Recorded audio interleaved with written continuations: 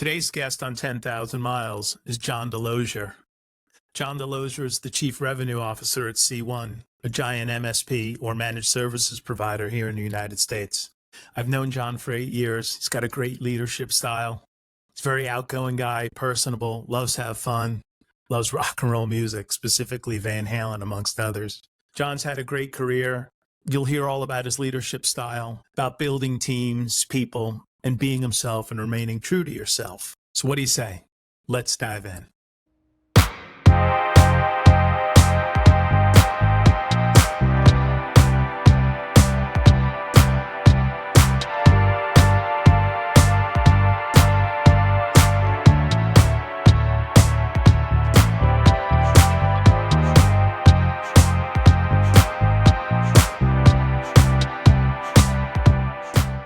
Hey folks, thanks for tuning into the show.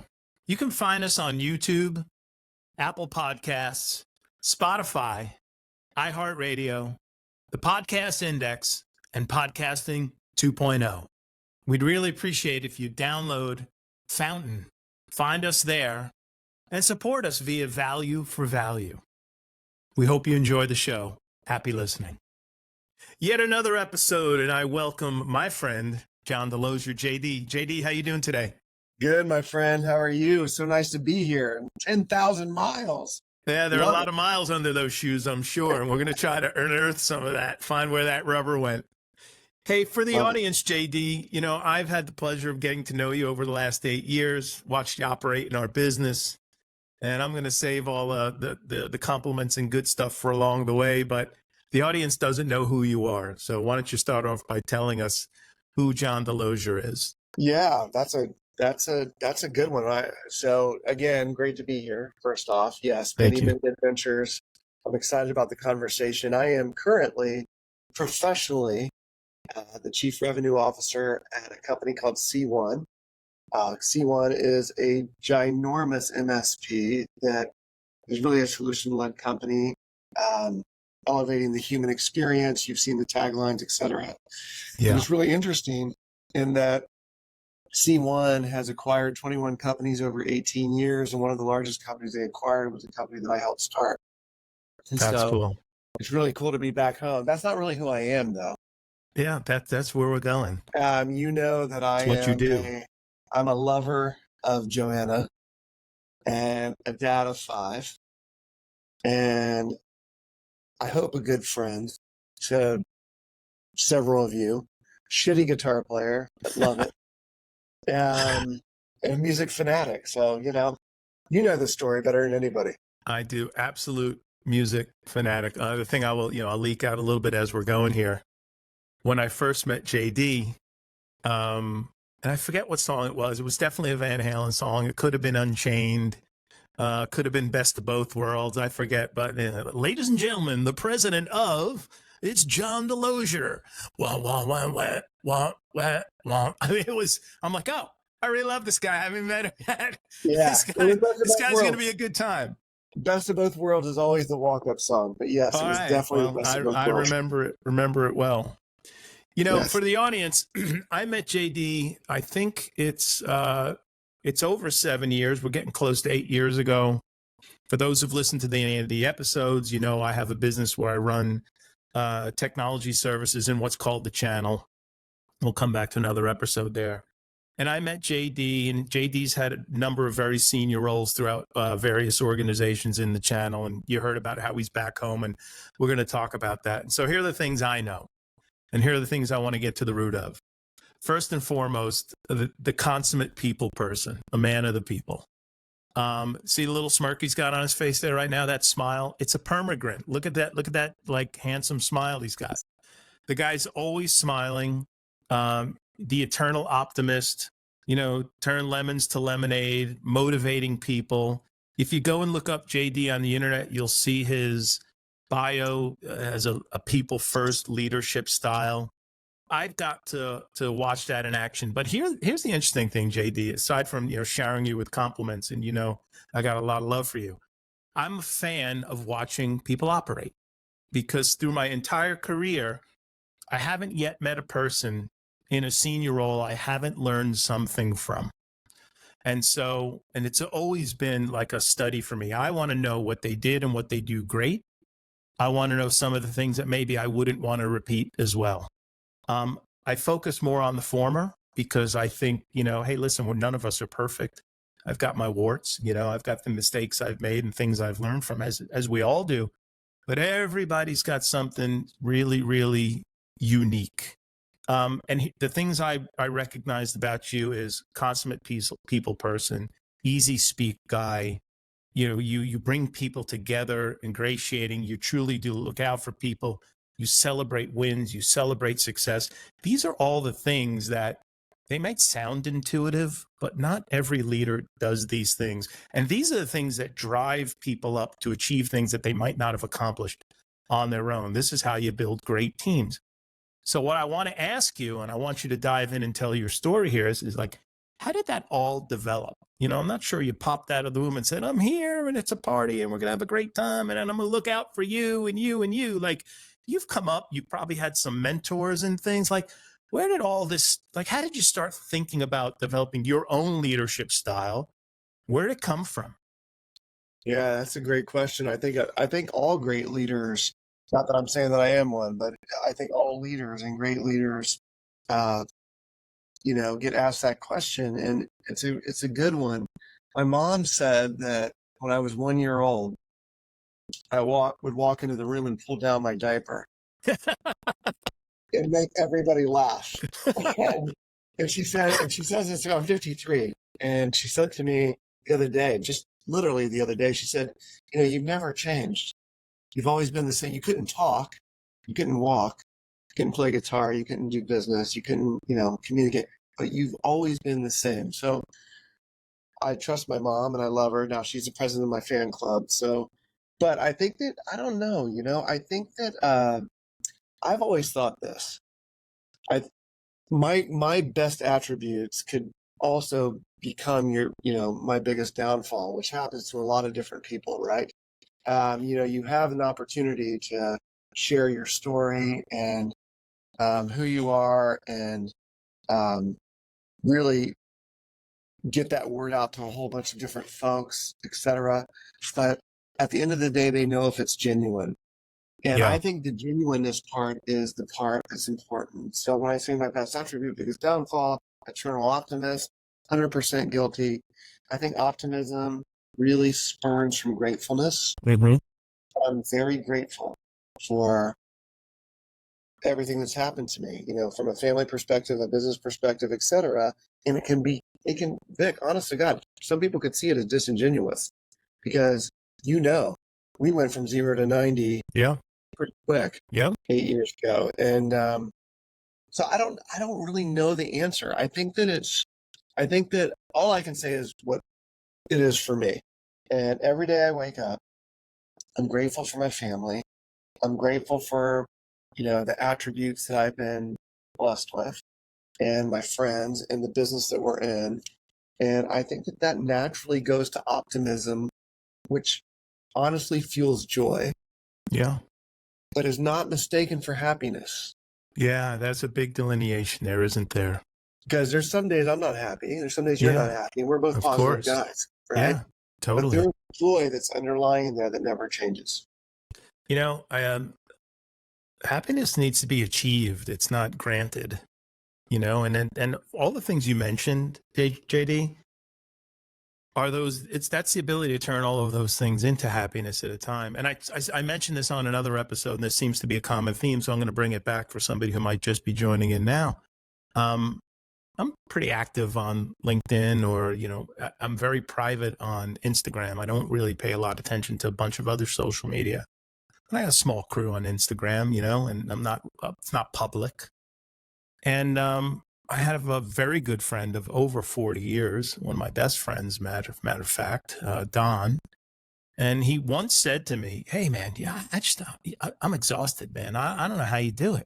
I go, do what? He goes, I wake up and there's some quote, you're charging a hill or some positive thing about thinking positive. And, you're just so always up. And I just sometimes struggle to figure that out. Like, what's going on? Like, how do you do it? I said, hey, I'm going to let you in on a little secret. What's that? I said, I don't post those for other people. I post that for myself in a moment where I'm not feeling great and I need to take an action to sort of take one step further a thought. I need to put out into the universe what I need right now. Right. Yeah. And so it's funny. So we've shifted from me annoying him, thinking, what the heck, this guy's so positive, to he'll text me. Well, if he sees something, go, dude, you doing okay today? You want to chat? And I'm like, no, it's all good. I just needed to do that. And sometimes, I will delve into something. What were you like in school? Let's go back to high school. What was JD like in high school? And I also want to weave in here when you started playing guitar and when the love of music happened. Because I'm telling you, man, the love of music is in the absolute core and in the fabric of who you are. No doubt. It's all over the place. I was just processing what you said about your friend. It's just so cool. Love that. I can totally relate to what you said, by the way. It's really, really good stuff. Let me tie that off. Please do. I read a book. I love reading. I'm still a book guy. I like to open the book and read it, and I have Kindle and all that. But I read Michael J. Fox's book, and in the last couple of years. And you want to talk about a guy that has been through it, and of course he has Parkinson's, and none of us are getting out of here alive. And he knows that, and his time might be a little bit shorter. He talks about gratefulness. He said in that book, he wakes up every single day. This is a man who has Parkinson's. By the way, lover of music, an amazing guitar player. Yeah. As you know, Back to the Future, they got to see a little bit of it. But he says, every single day I wake up and I think of two things I'm grateful for. Mm-hmm. And it starts my day. And it bleeds into everything else. So I think that's important to what you said. Well, those are the reps, right, JD? It's like going to the gym. You can't lift more weights by not lifting weights. You got right. You got that right. You can't get stronger by sitting on your duff. So he starts off and he goes, okay, my first mental gym exercise, I got to find two things I'm grateful for. Okay, I'm tuned up. I'm tuned up. It's ready to go. Ready to roll. I am a child of the 80s. Okay. So I'm very biased. And I believe it was the greatest era ever. Okay. Because I grew up in it. Right. So, of course, I don't know the 70s. I appreciate the 70s and some of my friends that talk about it. But the 80s were just so fantastic. I was 11 years old in 81. And, we had, doesn't matter where your politics are, but we had a good run for a decade. And I believe some of the best music ever to be put out. And at a very early age, I got into music. My mom isn't that much older than me. My mom is 18 years older than me. So my mom and dad got married when my mom was in high school. Okay. And my dad was going to Vietnam. Okay. So she wasn't pregnant for me or anything. But he was 22. She was 17. They got married. He went to Vietnam. He came back a year later. They got pregnant for me. And so I really grew up with my mom. And my dad's a great dad, awesome stuff, no big issues there. But he was a hard worker and he was a truck driver and doing his thing. And my mom and I spent a lot of time together. She's very artistic and she's a lover of music. Really? So, what did she listen to? So she introduced me to the Beatles. Yeah. And she introduced me to Hall & Oates. And she introduced me to the Bee Gees and Lionel Richie and the Commodores and a lot of Motown stuff early on. She had the big, LPs. we know what that means. Most people don't.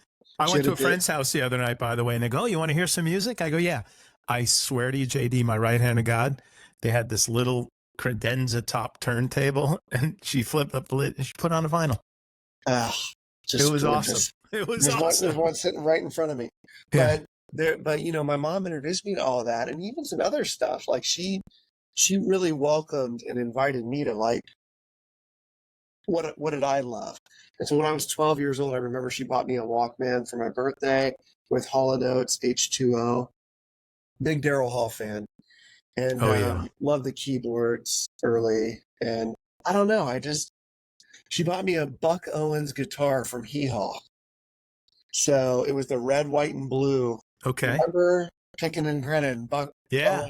Roy Rogers, or not Roy Rogers, Roy Clark. Roy Clark. And so Roy Clark would play the banjo. Terrible, hard instrument to play, as you probably know. You probably can play it. I can't. I cheated and bought a 6-string banjo once. I know. It's tuned like guitar, and it sounds like that. Oh, dude, you play banjo? No, not really. It's for all of you watching this, a banjo is 5 strings. It's very difficult to get your head around it for some reason. I don't play as well as Vic, but if you're guys like us, anyway, my mom bought me this guitar and I loved it, and I just started messing with it, and I never left it. So it's like lifelong music is, to your point. I mean, there's not a minute that goes by in a day that I'm not relating something to a song or watching a video or something like that. I hear a song like you, I start thinking in chords. It just happens that way. I don't know why. But music gives you the ability to think of the next thing before it's coming. So whether you're listening to music and you're memorizing sort of the structure of music, or you're writing music and you're exercising this piece of the brain. And so there's often, because of my background in music and writing songs and creating, it's opened up a business creativity in a way that I don't believe for me would have been there at all, because I'll be in a room where people are talking and I just listen. And then I go, okay, all of that sounds great. But where's the journey really going to take us, right? What's going to happen beyond that? What's the next phase? So sort of starting with the end in mind, but really seeing a pathway to the end, or exploring a lane that, like, everybody just took off on the right lane. Like, oh yeah, they thought the right lane was the lane and they're all on there. I sneak out and I get on that left lane. And sometimes I get all the way down and go, hey guys, no, over here. But often, I'll come back and go, hey, yeah, that lane wasn't the good lane. I think that comes from music. And I know, Coach Tony, I talk about him on the podcast all the time, one of our mutual brothers.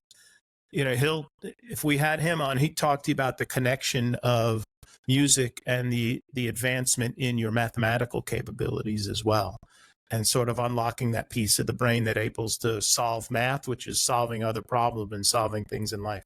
That's a whole other episode. But so you love music, much like most of us, we get. Oh, I'm sorry. You want to jump in on that?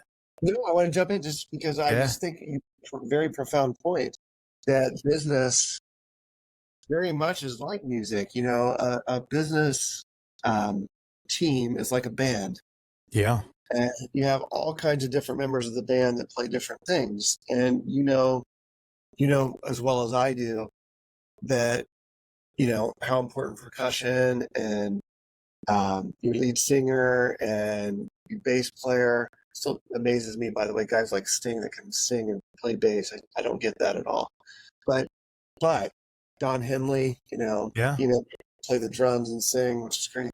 But you have this band in business, and they all have different jobs. And if they do their jobs the right way, the song is amazing. And that's exactly right. You can create that kind of thing in business. I think it's a really good analogy that you use. I think it definitely bleeds right in. For me, it definitely bleeds right in. Yeah, no, I mean, you're spot on. And when you think about any team, right, and the band is a team. In sports, there's a team certainly when you're playing team sports. And even now there's more recognition in individual sports, more recognition to the team that got them to the court or to the course. Look at golf. Yeah. When golfers win, the very first thing the golfer does is they run down a list of people who help them get there. So you're out there, from the caddy to the sponsors, the equipment makers, to the significant others at home, to the kids, to, everybody around the block. Because there's this, what people don't see, especially in golf, is there's just a massive support structure around an individual playing a sport. And it's a great analogy. And I think that's probably, loving music and picking pieces and players and parts is probably what's helped you put teams together. Well, that's what happened. So you asked about the school thing. Grew up through the 80s. I'm from Columbus, Ohio, born and raised, and grew up in a farm town called Johnstown, Ohio, which is just a little suburb. And really got to go to college because that mother who shared music with me and was such an important person in my world just told me my whole growing up, life that I was going to go to school. And so I got to go to school because I played baseball and basketball. Okay. And that's really what got me out of there. And I ended up leaving home when I was 18, and I never went back. You know, Did you play sports in college? I did. What did you play? I played base, so I got a scholarship for baseball, and I got to play Division II NAIA baseball, which I loved. And then before my freshman year, I was playing with the basketball team in the gym. The coach saw me and said, "Hey, you should walk onto the team and see if you could play basketball with us. I know you're a baseball guy."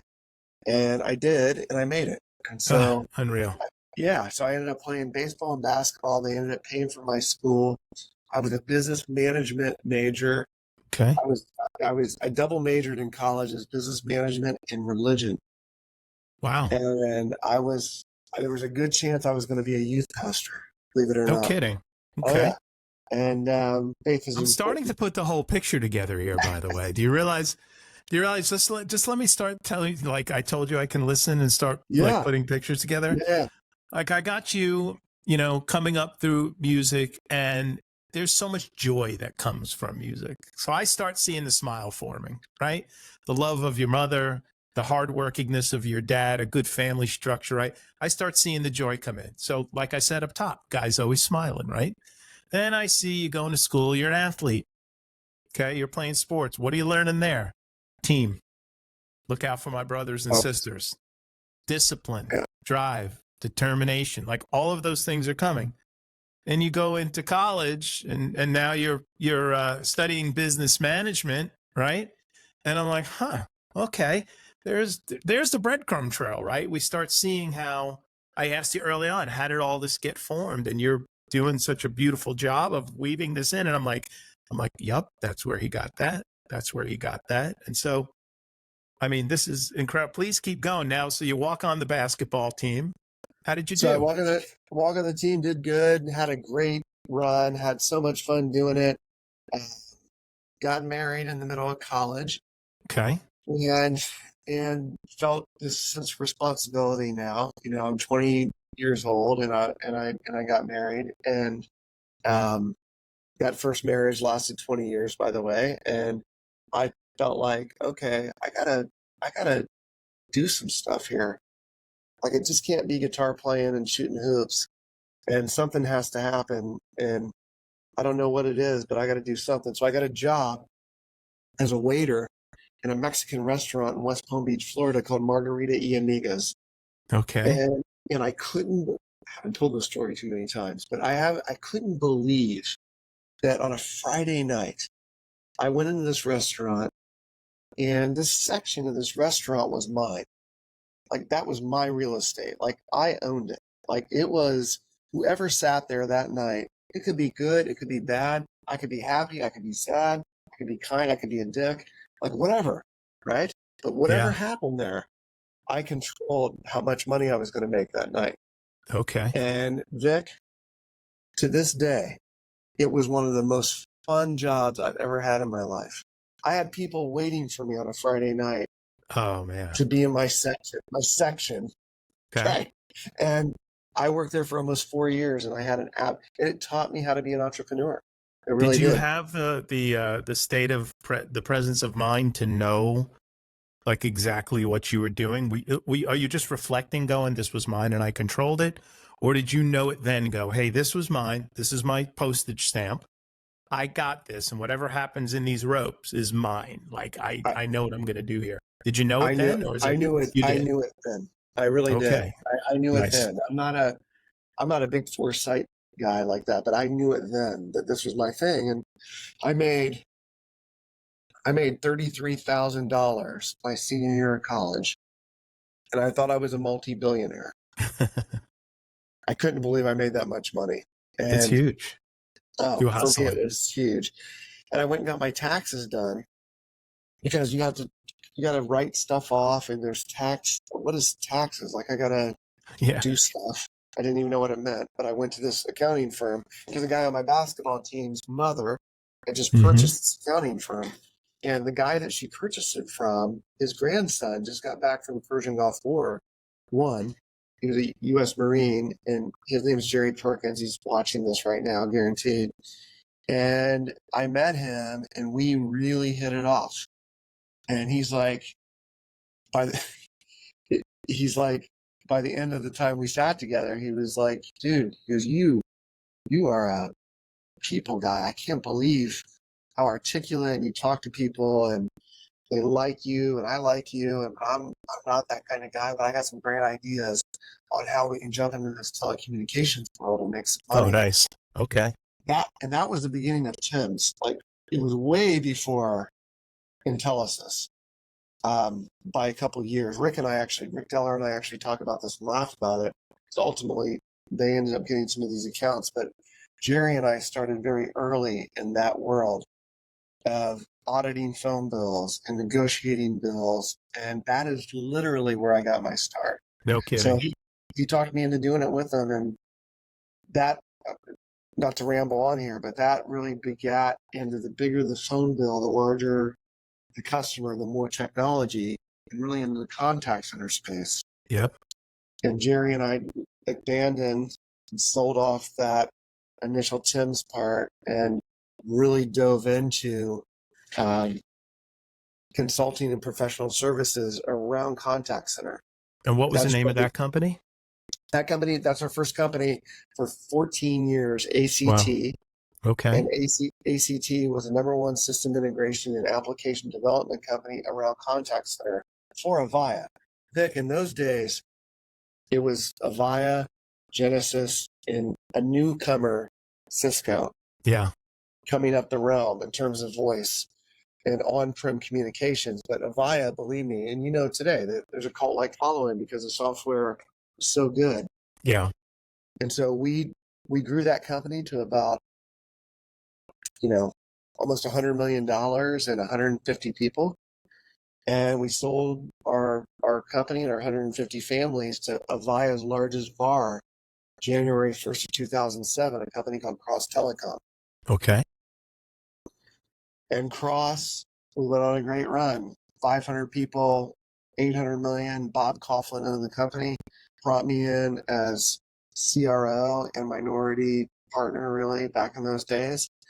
And we sold that company January 1st of 2010 to Arrow Electronics. Okay.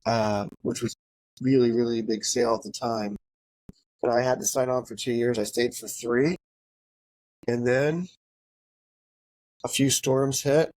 Divorce happened.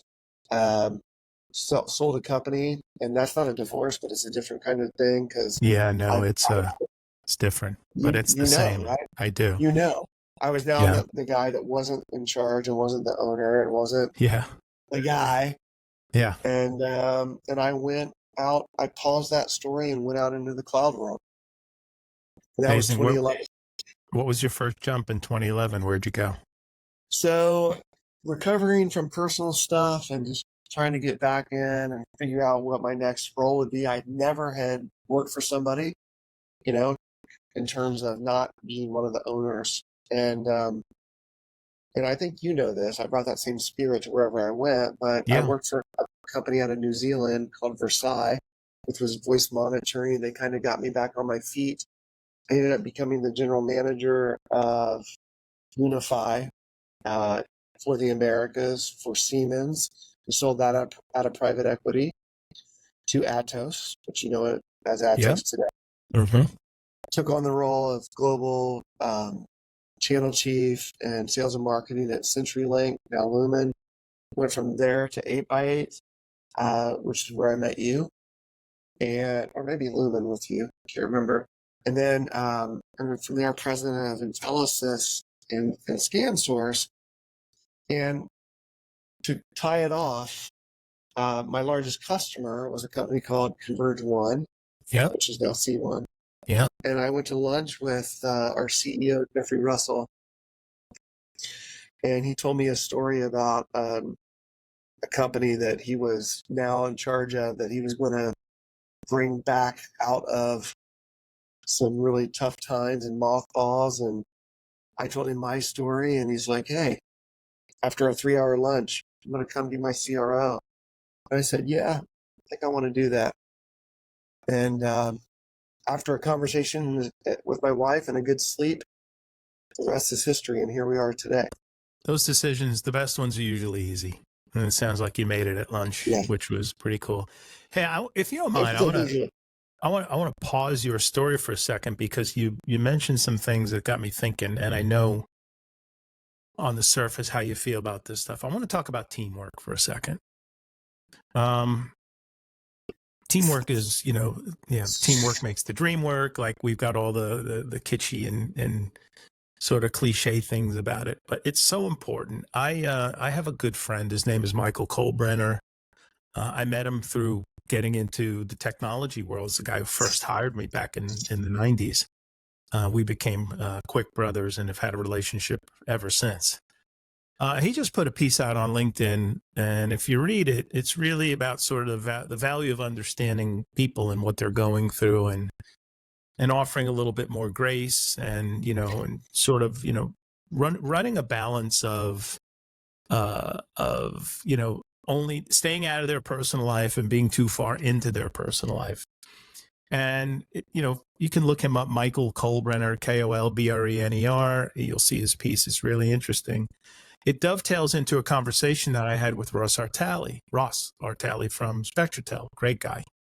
And he told a story about, he's the best. He tells a story about working for Jack Diane when Jack owned Spectratel. And he said, Jack told me that my job wasn't to make sure that you were fine professionally. I knew you were going to be fine professionally. I trusted in your talent, your decision. He goes, my job was to make sure nothing got in the way of that. And the only thing that can get in the way of you being a star athlete on my playing field was to make sure that everything in your life personally was going as best as it could possibly go, to the extent I could help. I wasn't going to counsel you and your wife on marriage, and I wasn't going to tell you what to do with your kids, but I was certainly in control of your finances and your future and things. And if you did have a struggle personally, you needed a day, you needed time, you needed a week, you need whatever you needed, like, I responded to. And I was like, well, that's a unique guy. And then I read Michael's piece, and then I have a chapter in a book that I'm releasing on the 15th of July called The Lucky 13. It's a 13 core competencies for definitive leadership growth, where we talk about this as well. So I come back to teamwork. That's a whole lot of word salad around coming back to teamwork. How have you built teams well, like the band, that have worked together? How important is teamwork? What happens when the team's not jiving? We've all been in those situations. From the leadership, the leader of the band, you might get to be the bass player and somebody's going to be the roadie. Everybody's on the team. Like, how important is that to you? How much do you focus on it? And what pearls of wisdom do you have for people who are listening who might be struggling building a cohesive team? No, it just fires me up to even get that question. And I think that, by the way, I know Ross's journey has been, what a story personally. And I know a lot of your friends and some of the conversations, and honestly, the team starts at home, I think. Mm-hmm. For me, I was divorced at 40 and lost a little bit. And, obviously, her, Joanna Farrow came into my life 10 years ago, and she was foundational in starting any and all teams going forward. And to this day, obviously still is. But what I found is this in business.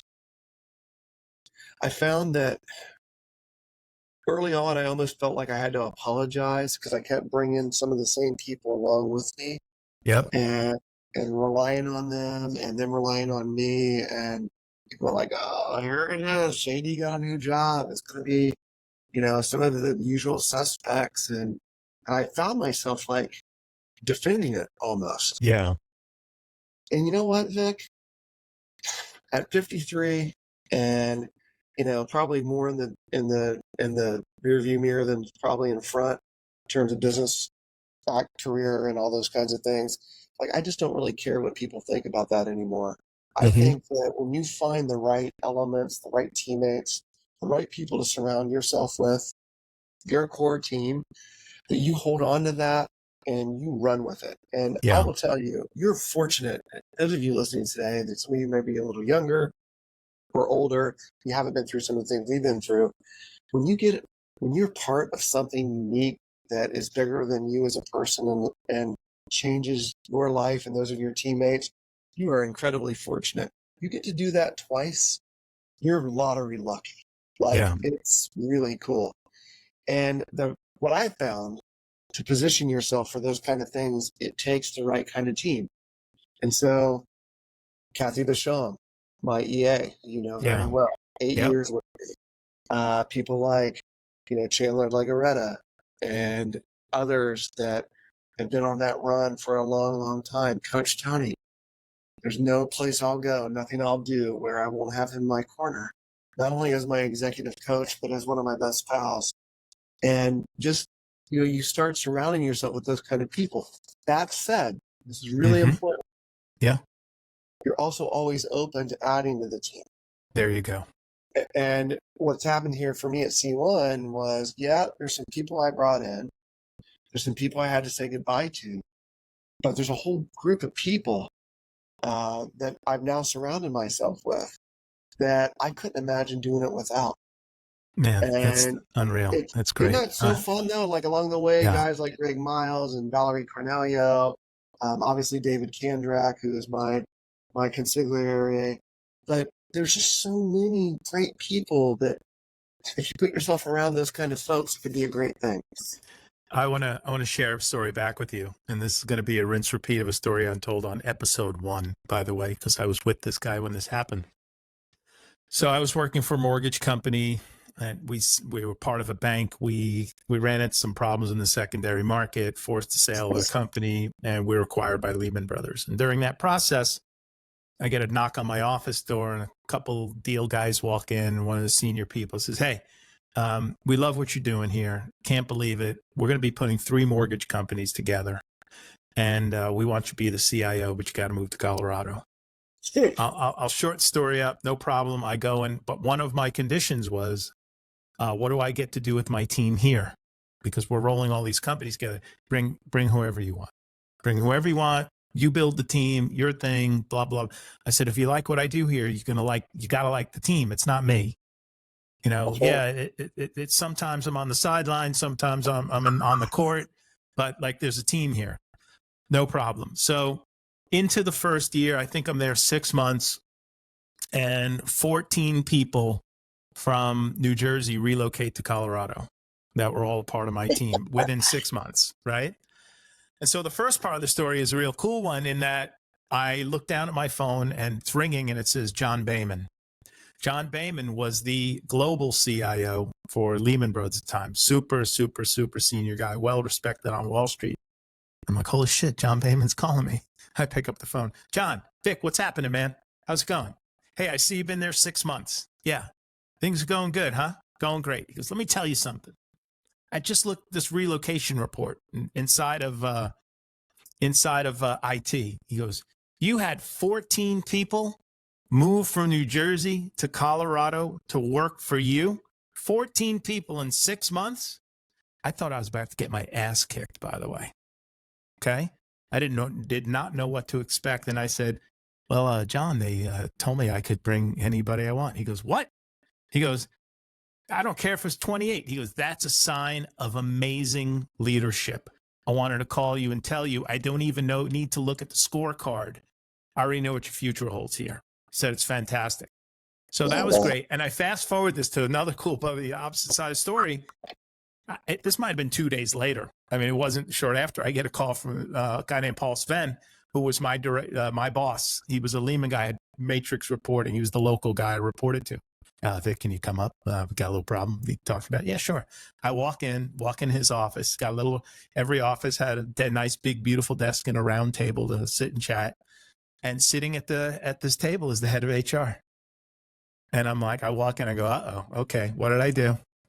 Oh, no, it's fine. We just need to deal with something. We were sure it's nothing. And they said, we heard that you have a little system, little group of people where you play favorites, and there have been some complaints. You have like a little club.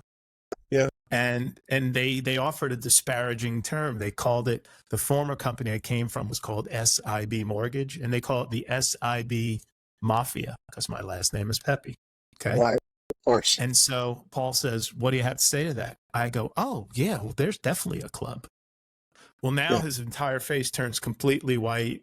The HR person is she's sitting at the edge of her seat. She's like, holy shit, we got something here.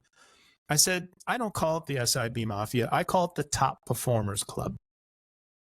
I said, I absolutely pay extra attention to people who kick ass. I said, and if you show grit, determination, hard work, thinking outside the box, self-starter, I said, you're in the club.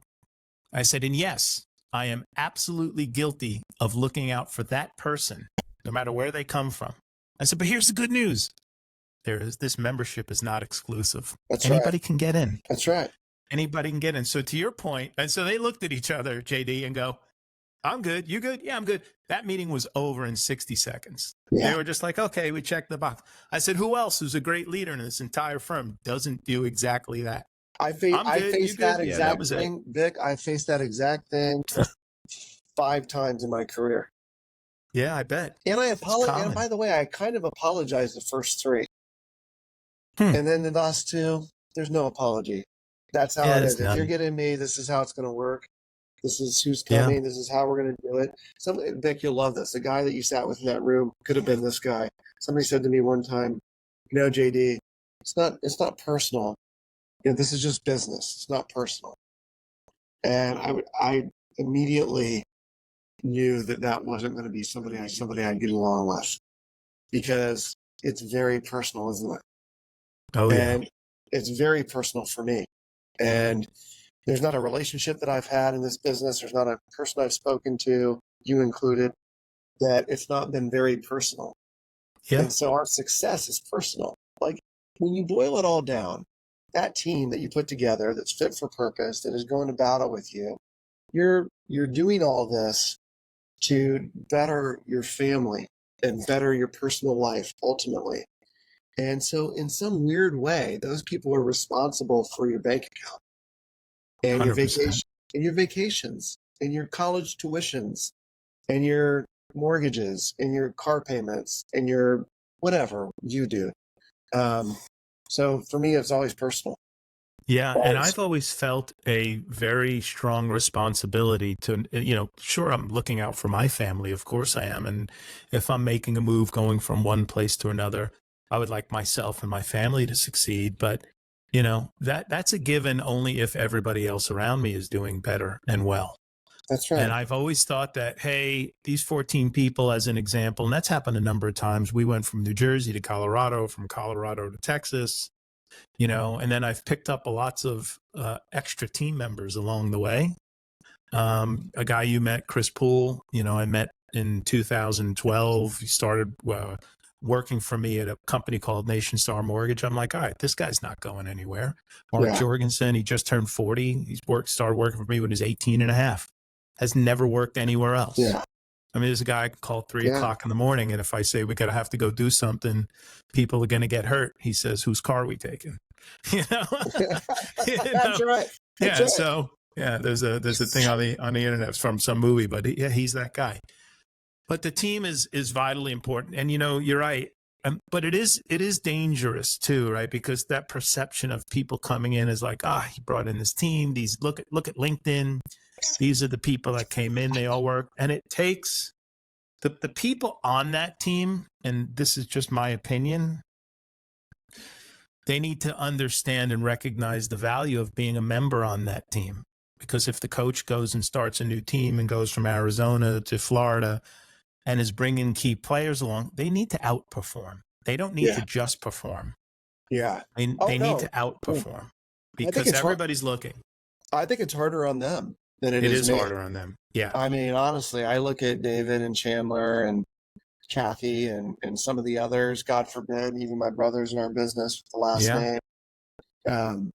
It's harder on them because, we've blazed a trail and done things with excellence. striving towards perfection, settling on excellence. We've been blessed in the things we've done, and we've done very, very well, pretty much at every stop. And so they've got to live up to that. And there's also a little bit, you know this too, as you've led companies, there's also a little bit of a wake with me. For me, it's kind of like all on bonus time now. And I've been fortunate to be tapped on the shoulder by Jeffrey Russell, our CEO at C1, who is just, he's a beautiful soul. He's a very, very good man, Vic. And a great leader. Like to meet him someday. Yeah, you'll definitely meet him. But he's a great leader, and he's brought this group of people together. And he's like, I don't want you. Here's what he says to me all the time. He goes, this is the first time this has happened, by the way, in a long time, because I could be a lot. He's like, I don't want you to be anything different than who you are. Like, I want you, John, to be JD and go do your thing. Like, go do it. Money. Smart guy. Go make us famous. Go do this, do that, do whatever you do. I don't understand some of it. I understand lots of it. Go do what you do. You understand the freedom in being part of that kind of team with him? Like, that's pretty amazing. Well, it sounds like you're home. 100%. Well, I told sounds you, like you're home. And I told you that C1, of course, we pause that story of me. C1, Converge One at the time, went back and acquired 21 companies over 18 years. And one of the largest companies they purchased was a company that, ultimately I helped create and sold. And now just to be back at C1 with people that I grew up with in the industry that now work on my team, guys like Andy Bacon and Kyle Wee and Greg Miles from Cisco. And then also, I started getting Teams messages from folks that I hired out of college. Wow. That are still here. That's amazing. It blows me away. So not only do I get to work with one of the best MSPs in the country and have this amazing value proposition and all the stuff we're doing, but it's sprinkled with a big, big bucket of nostalgia and so much love and appreciation. So it's really cool. That's cool. So I'm sorry, I'm going soft on you. No. This is beautiful. I love it. So the people that you acquire, I would say, going along, they become part of your circle. Steve Gerhardt gave me an analogy once, said, if you want Brady, you got to take Gronk. Right? It's just like, you got to take Gronk. Well, Gronk performs, right? He's a beast, right? So there was never a problem where if you wanted Brady and you took Gronk, things were great. And Brady knew he was had a better chance of succeeding if he had a beast to throw the ball to. What would you say, what are some of the things you do when you notice maybe, morale dipping or you're coming into a challenge in an organization and you've got to keep the rudder, straight and steady, and you've got to get through a challenge. What are some of the JD things that you whip out to make sure that things keep moving in the right direction? How do you handle adversity? So a couple things here. That's a great question. And Coach T loves when I say this. It didn't come from him, which is very interesting because most of the smart things I say did come from him. This is not one of them. He actually wrote it down, which I loved. But I really want to be more essential and less involved. And what I mean by that is I've hired this incredible team and put in place this incredible team to really blossom and do their things. And I don't want to do those jobs for them. I want to be essential to them in terms of, hey, I hit a hard spot, or hey, I don't really understand this, or what would you do, etc. And then I can come in and help them, and there's just a few, small things that I always think about. One is, like I said, be more essential and less involved with your high performing team. I think it's really important. I trust the process and I trust my gut. And then I think the right solutions start to present themselves if you have a good balance of those two things. Yeah. Somebody said, will you jump off the cliff and not know what's down below? And I'm like, yeah, every time. But I will know how high the cliff is. I will know who's on the cliff with me. I'll know what kind of wind direction is up there, and I'll understand something of the consistency of the soil, and then I'll jump. Yeah. Right. And then, I mean, I'm belaboring it, but you know what I'm saying. So I try to do that. And then the last thing would be, it's easy in your career. And I know you and I are about the same age, and you've faced some of this too. It's easy to fake it to make it as you're coming up. At some point, I don't know when it happened, you don't got to fake it anymore. Like there's no more, I don't have to fake it to make it, Vic. I have seen a million faces and rocked them all. Yeah. And you start to understand that. And so when it comes to your people, I don't want to always be the guy that's right every time. Yeah. Yep. And point out where they're wrong. I try to point out where they're doing right. Where are you doing great? That doesn't mean we're not going to address issues. Don't get me wrong. Yeah, of course. But I want to point out the good stuff. Hey, you're doing great here. Here's I saw you do this, this, and this during close, and it blew me away. And you were able to do this.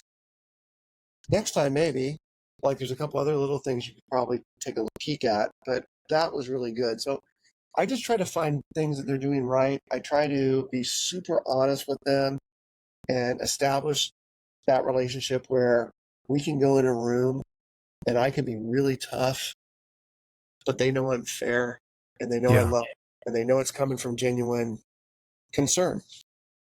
Well, so that comes from having a relationship bank. Yeah. Not only on a collective level, but on an individual level. And I talk to people and leaders about this all the time. And it's the beauty of having this team that, you know, you've been in battle with and you've come out on the other side. It's not always going to go perfectly.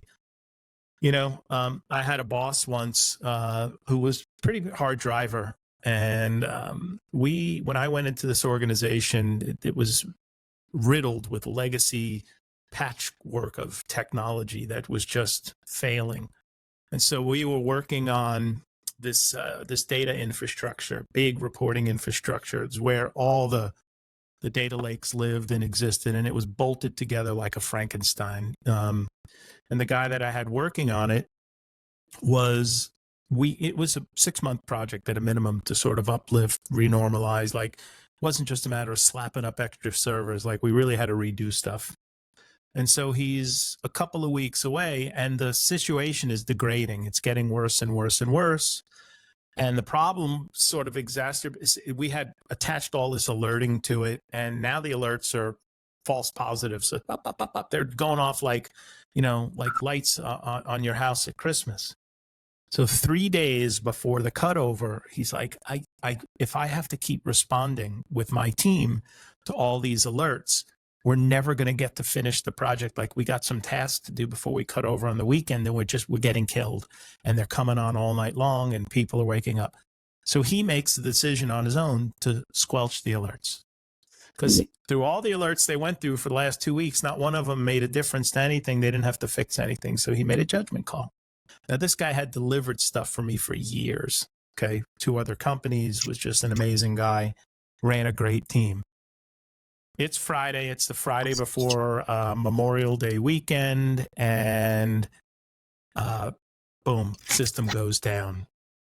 And unfortunately, the knock-on effect of this system going down was, because the process of consolidating data from so many sources, normalizing it into a single platform, and then optimizing it, making it available for reporting and metrics.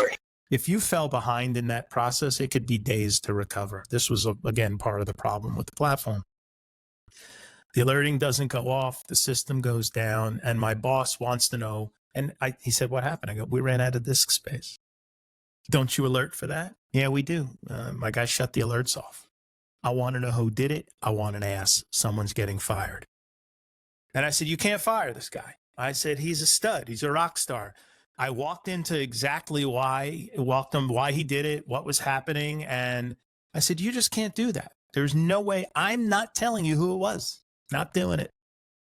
Yeah. And so he gets really freaking pissed at me. And he goes, I want your entire team in the conference room, right? I want your direct reports, and their reports. Team was 400 at the time. I had like 30 some odd people in the room. I want him in there at 5:30 p.m. I'm like, all right, he wants to chew ass. Like, what's going on here? So I bring people around. We're talking about the incident, what we're going to do to get out of it. We got a plan. Everything's fine. And he comes in and he goes, y'all are probably here to think I'm the bitch and complain. He said, and we'll get to that. He said, but I want to let you know who you're working for. And he went through the story about telling me he wants an ass and that I wouldn't give him a name. He goes, now I'll tell you, I'm fucking pissed. Yeah. I got more respect for this guy now than I've ever had before.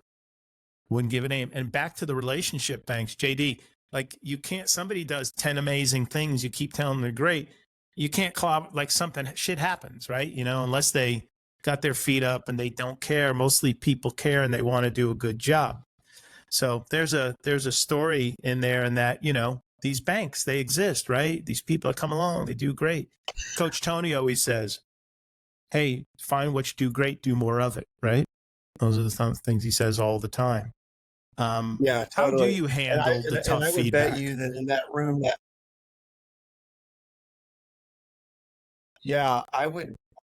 I would bet in that room that afternoon, by the way, that every one of those guys and gals would have taken the same bullet for you.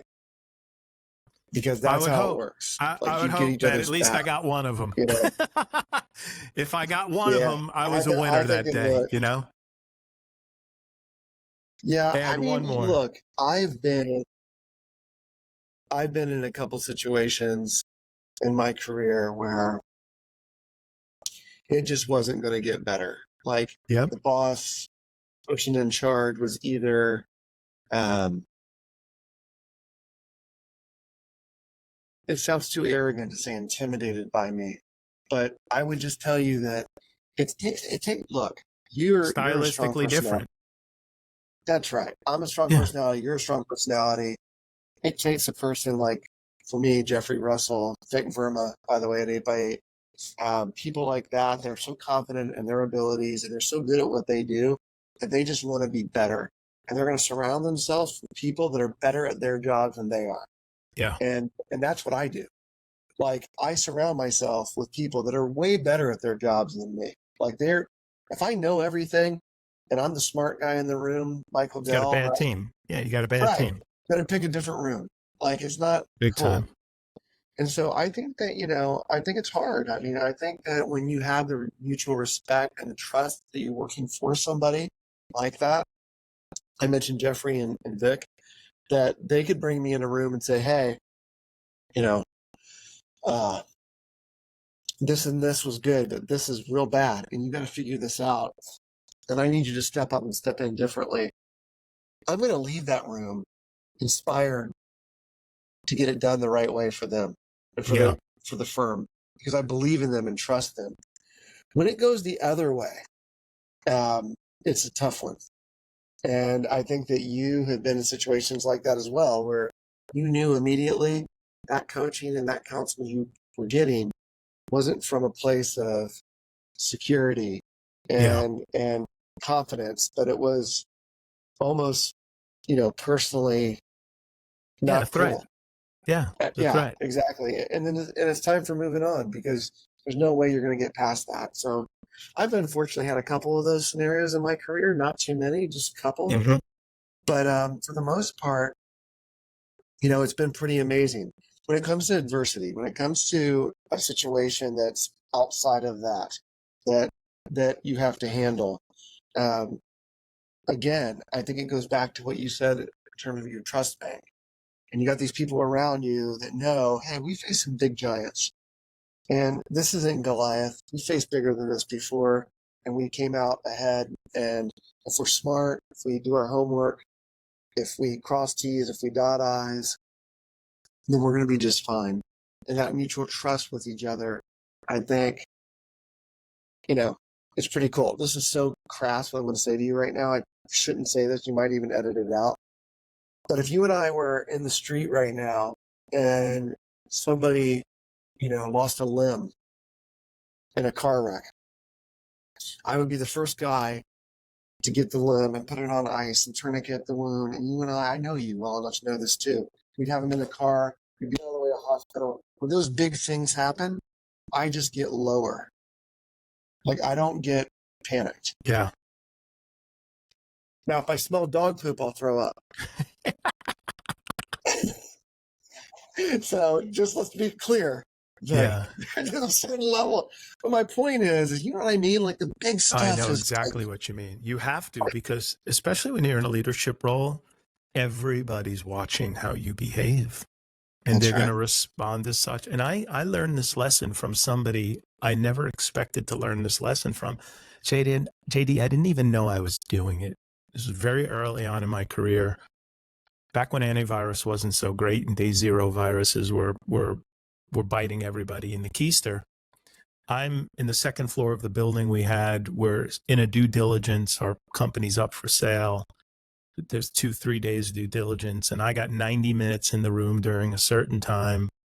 And I get in the room and I'm walking them through how great our tech is and our delivery and service delivery and stack and all these stats.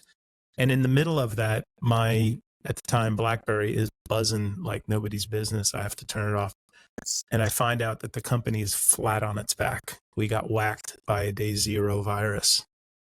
And I huddle everybody up. I'm like, here's what we're going to do. We're going to shut down every single branch, 47 locations, remote connectivity. We're going to cleanse headquarters. We're going to make sure it's clean. And then the process on how we're going to remediate each site. And we're bringing one site on back at a time because it had made its way through the WAN. I mean, it was everywhere. And I remember walking out. This was like I was insane privately. Like I was really stressed. And when I walked out amongst people who are now congregating in the halls, standing, chit-chatting outside their doors, and I walked past accounting, and I overhear this one girl say to this woman who ran payables, said, "Barbara, you think we're going to be okay? This seems really bad." And Barbara said, "We're going to be just fine." She said, "Why?" She goes, "Did you just see Vic walk by? He looks completely calm." Like that. And I had no idea. Like that wasn't conscious at the time. Yeah. Well, like it was dumb luck. Okay. It was just dumb luck. Maybe I looked calm. I certainly wasn't attempting to be calm, but I knew I couldn't let everybody know that my keister hairs were on fire. But I took that moment to say, I got to do this. This is how I'm going to react in stressful situations. But much like you, when the dog poops on the carpet, I lose my mind. You know what? It's so true. But the funniest thing about that, I know that you said just now, you just said you had to consciously think about it, but I know you well enough to know, like me, there's also subconscious that you don't have to think about it. Like if somebody smacks us in the mouth, it's kind of like, okay, got smacked in the mouth. Why? Let's figure this out. Let's figure out how we got it. And there's a time to draw your sword. Again, but I like to think them out pretty carefully. Yeah. I'm not super emotional that way, Vic. Yeah. Like I'm more emotional in the positive stuff, but when it comes to the negative stuff, I get a little bit calmer. Yeah. You step it down. I've seen you do that. You do that. I definitely have done that myself. Yes. Hey, I want to switch gears for a second here, if you don't mind. I got a big note on my desk. I want to make sure we cover it. I want to get back to music. Yes. All right. Yeah, I want to get back to music. First, I have a couple of questions here. My first one, and I already kind of said the answer, but I'm going to ask it again. Best era of music. And I'm going to give you decades, 60s, 70s, 80s, 90s, and then post 2000. So that's a couple of decades, but I'm going to break it up like that. And why? And why? It's a little bit of a trick question. This is like if LeBron there's no or wrong Michael answer. Jordan There's no wrong answer. There's the beauty about it. Okay. So here's how I think about it. I am, again, I talked to you about my mom earlier and, raised on hearing those early songs. My dad, by the way, was a big Beach Boys fan. Oh, so wow. I grew up a huge fan of the Beatles, huge fan of the Beach Boys. I could sing every song. Like I know all of the lyrics. Like I know those songs. I still hear Let It Be with McCartney playing in that first video and tears me up. I love that. And I'm a huge Elvis fan. If you could say, JD, any concert you could go to, I go to the International Hotel, opening night, 1974, and sit and watch him come out in that white cape. Nice. like I just would love it. Like I would be the guy. He'd be like, "What is wrong with this dude?" But who's the guy in the audience wearing another white cape? yes, and why is he crying? And yes, it's weird. But so I appreciate all that. I would have loved to go to the Boston Tea Party and paid $1 and seen Zeppelin come out in Boston in 74, 75. I mean, I think they're the greatest rock band of all time. Like, as much as I love Van Halen, as much as I love a whole bunch of bands I love, Zeppelin really, you know, just that combination of those four guys. Also, a lot of respect in that when Bonham passed away, that Robert Plant said, that's it. Like, there's never going to be a replacement. 07 Jason comes in, which is cool. But for me, you know, you can only go by what you know. And so I grew up in the 80s. And so, like you, your stories are way better than mine because you were on the inside. I watched Bon Jovi's induction into the Hall of Fame a couple nights ago, again, for like the 20th time. Yeah. And he met Jack Ponte. Yeah, you heard it. That was a pretty shocking moment. I know, right? And the New Jersey Transit Authority. New Jersey Transit Authority. That was his, that was his first band.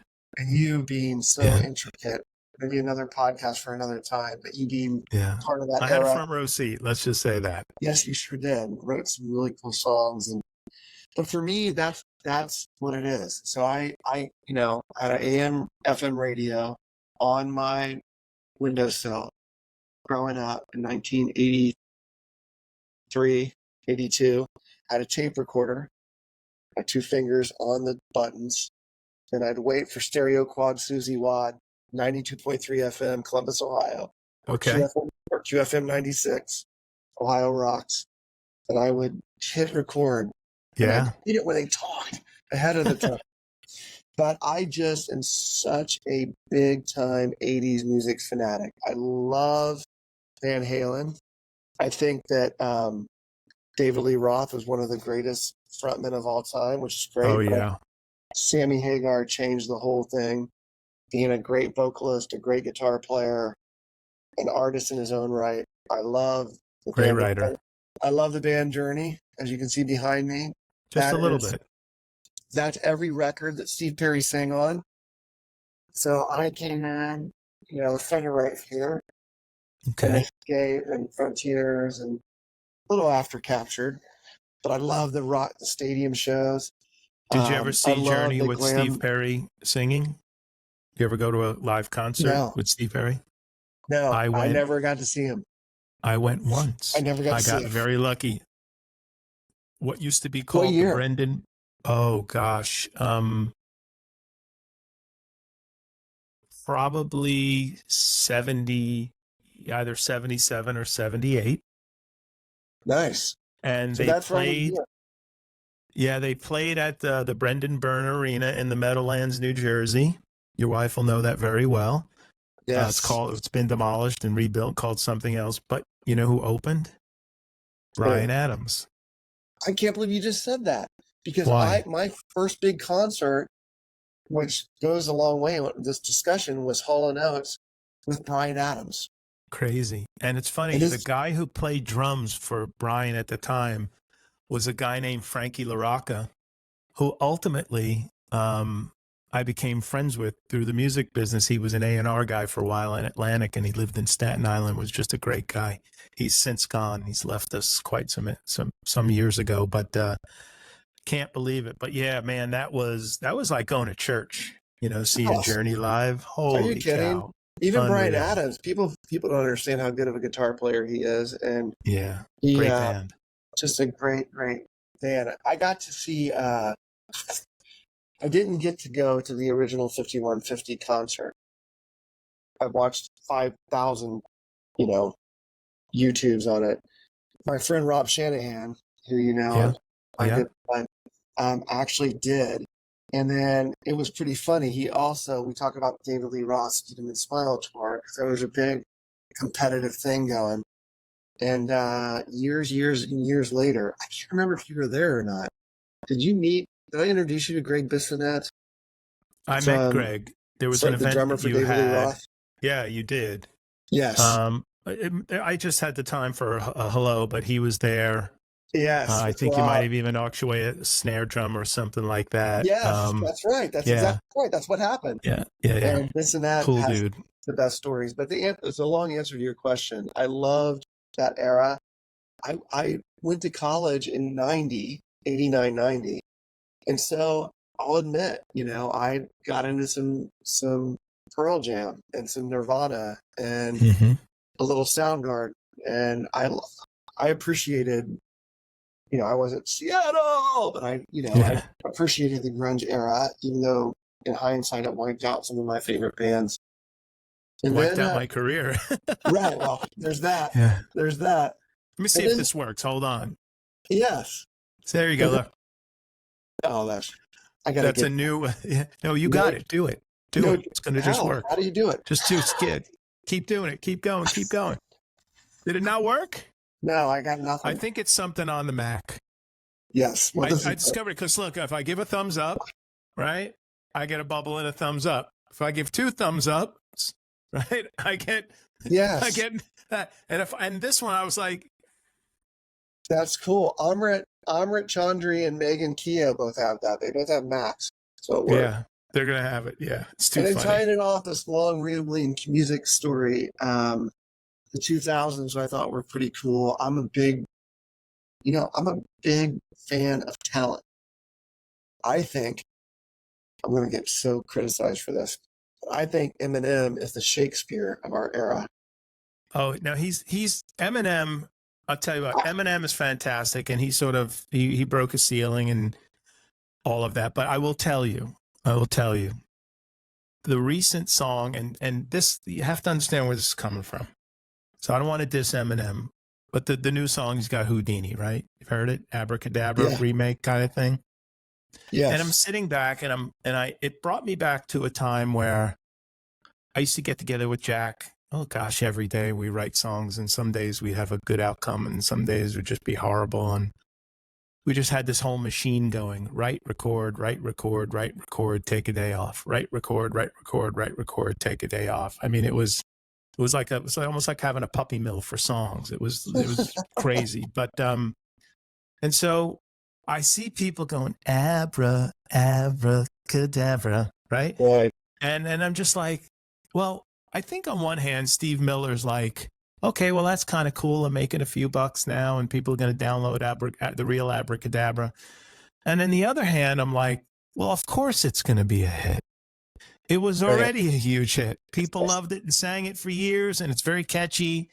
And so he takes this song and he raps over it, and it's got one of the strongest hooks that might have been released during the Steve's had a million great songs, and I kind of felt like it, for Eminem, I was like, it's a bit of the easy, like these guys doing this stuff.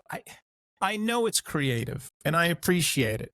You take something and you make something different. It's like mixing 2 colors of paint together, and you have this beautiful new color nobody had before. But in music, for the first time ever, JD, I just didn't feel like the quality of that creativity was like, and my answer is the 70s. I think the 70s is the intersection of so many things from music that just became great. One, recording technology came into its own. 24 tracks, big consoles, warm equipment, big studios. Like, we came out of the 4 and the 8-track era and through the 60s, and multi-track recording just exploded in the world of possibilities happening, and the tones and sounds of that equipment. 2 is and studios, by the way, to this day that are legendary. Yeah. Studios, right? To your point, 70s studios. Think about the Power Station. Think about the Dave Grohl studio in Sound LA. City. City. Yeah, Record Factory. All of these places, they're mega. Do you know that the Berklee School of Music owns the Power Station now? No, I didn't know that. That's cool. They bought it some time ago, and it's like a whole learning facility. Did Coach T go to Berklee? No, he went to Musicians Institute, which, by the way, used to be called, like before the controversy, it was called Musicians Institute of Technology. Yes. So part of Coach T's entry goes, hey, my name is Coach Tony. I just want to let you know that I tenured and graduated MIT at the age of 19. And people go, ooh. Yes. Right? Then he goes, that would be the Musicians Institute of Technology. Yes, And then, exactly. he gets a roar from it. So I'm going to say your answer is definitely the 80s. No doubt about it. Mine's the 70s. Listen, I love the 80s. I'm an 80s guy. I got the parachute pants. Look, did I show you what Coach T got me for my birthday? Let me see if I can get this here. Okay, wait. I got to find the original. Oh, and so this is a picture of me receiving my backstage pass when I went with John on his private plane to Rhode Island. I have that pic. Yeah, I have that pic on my phone. I have that That's pic. classic, right? So this is the picture of my backstage pass. So Coach Tony took that, and for my 60th birthday, he had this bobblehead. Oh my God, that is fantastic. Yeah, this is an epic gift. So we had that. So yeah, I'm an 80s guy, no doubt about it. But I love 70s. I love the 70s music. At risk of sounding like an old guy, there's if you count down the top 40 songs and you broke out a guitar, there's this thing that happened. I want to say, oh gosh, JD, it's like maybe 10 years, 8 years, but more so even now. There's repetition in chord progression with changing melody and instrumentation over so it could be the same 3 or 4 chords, played in the exact same way. But the melody's completely different from verse to pre-chorus to chorus. Color comes in, instrumentation, but these are these crazy things. And the best example is, Tennessee Whiskey, two chords whole song, Yeah. And, but, people are creative with the melody. And they're catchy. There's a lot of cool stuff. I like country music now, but, same, not my forte, but I appreciate everybody's expression. I did hear, I don't know if you saw that, another band I really like, Blink-182. Yeah, love Blink-182. And they just got back together. It always amazed me that a drummer, a bass player, and a guitar player could create the music and melodies and the hooks they did, and it sounds so different every time. I know they're a traditional punk band, but I really like them. My daughter got a call yesterday from her friend who works at a cryo spa in Fort Worth, Texas. And she said, Mia, you're never going to believe who was just here. It was Travis Barker and Kourtney Kardashian. How about that? Evidently he was doing a concert in Fort Worth and was looking for a little cryo. And somebody called and said, hey, want to know if you got any openings? You take walk-ins. Yeah. And then after making the appointment for 2 people, he said, listen, I want to keep it low profile. I'm here with Blink-182 and Travis is going to come in with his wife. And, if we can sort of just like keep it chill and mellow, and we'd really appreciate it. And she said, everybody was cool and nice. They were gracious and nice. They did cryo and they split. That's hilarious. Yeah. Another one, last one I'll tie off on in recent days. I don't know if he's still so super cool. For me, is, dude, I think Ed Sheeran is incredibly talented. Definitely. 100%. That great guitar player, definitely has it in his soul, like can kind of rap and sing it along, like, I don't know. I think he's unique. I like him. I think it was, what's the guy's name? Jamie Foxx told a funny story about Ed Sheeran. He said he was doing the show, it was all R&B and black artists, and somehow he met Ed Sheeran, and he invited Ed Sheeran to come and be on the show. And he was taking a ton of heat from all the guys. Yo, Fox, man, what are you doing? You got to keep it real. This is not our people, blah, blah. He goes, I was taking so much shit. He goes, kid gets on stage and in 12 minutes, he's getting a standing ovation. He goes, and he's out there with that little ukulele. He goes, because he plays the smaller guitar. Right. It was really, really funny. Really, really funny. JD, as we wrap here, I want to get back into you and the leadership piece. And just, I want to ask you a question. And if you have to pause to think about it for a second, I'll edit it out.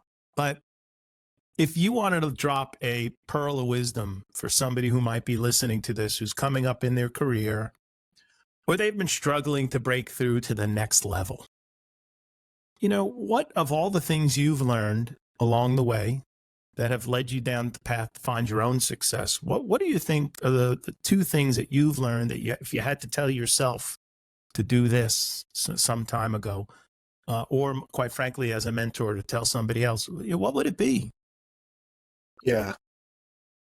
Well, I don't have to pause to think about it because I've thought about it many, many, many times. And I've been asked the question lots of times. I think the first thing is there's no lottery wins. And, hard work and opportunity where they meet, that cross section is luck, in my opinion. Yeah, you gotta have things fall in place. I get that. But there's no lottery win. And one of the things I've noticed these days is people are waiting for the lottery win.